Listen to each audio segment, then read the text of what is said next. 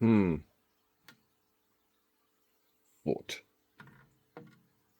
Okay, so if you saw from that intro, I'm printing an alien. This one in particular is called the 1947 Experimenter. And if you look down here, you can see that he is 121 millimeters tall. But if you saw from that print, well, his foot was bigger than that. And I'm going to show you today how to do it. You head on over to luban3d.com. There will be a link in the description. And you go down, you hit download Luban using either OneDrive or Google Drive. And a new tab will open at the top. And then depending on your operating system, I'm using Windows 64. So you double click Windows 64 and you just download luban.exe. Now, this is a paid program, but don't click out of the video. You can get a trial. You go back to Luban, go across to license, and right here, free trial license. So you can open up your Luban software. You can go into help, about, and you'll see your license right here. Now, obviously mine's blurred, but that is where that is. You copy that. You head on back to Luban 3D, enter your email, name, and license ID.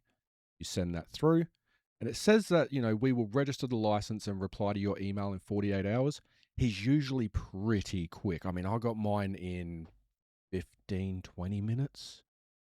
So, you can't really complain about that. Once that comes through, you go into your Luban program file, because you'll get this sent to you, or you'll get a Google Drive link or a OneDrive link, and you download the mulicense.dat.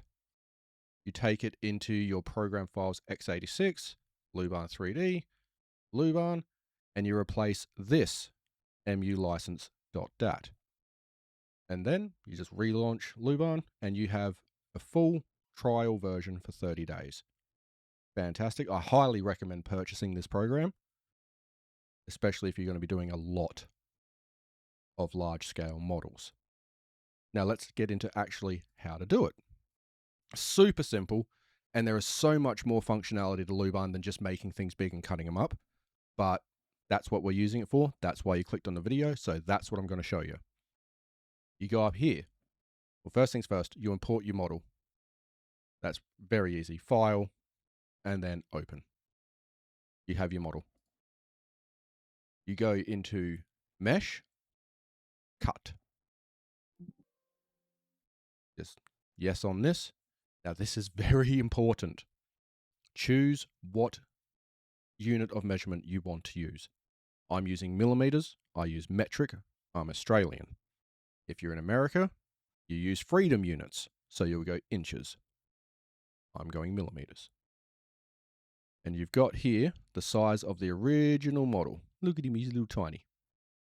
And over here, you've got the size of your 3D printer.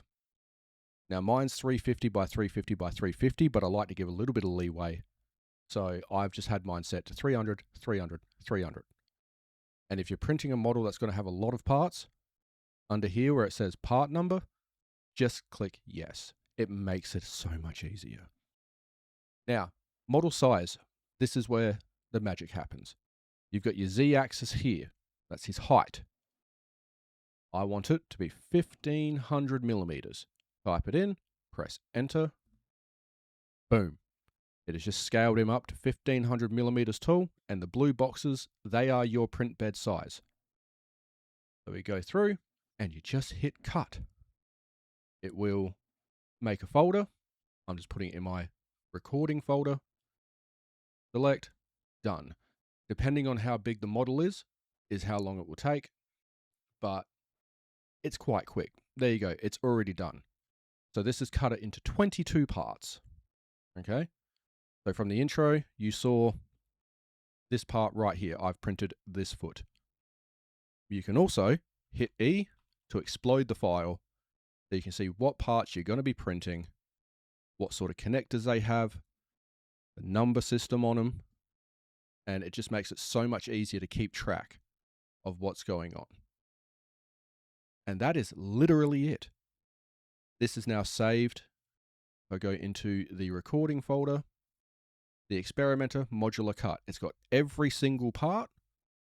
It's got your source mesh, so that's the unedited file. It has got the assembly sequence, which is so easy. So 14 connects to 15, 16 connects to 17, blah, blah, blah, blah, blah, blah, blah. And it is just so much better than anything I've ever used in any slicing software. You know, $1 million companies, and then this bloke just comes along and is like, yeah, mine's better. And it truly is.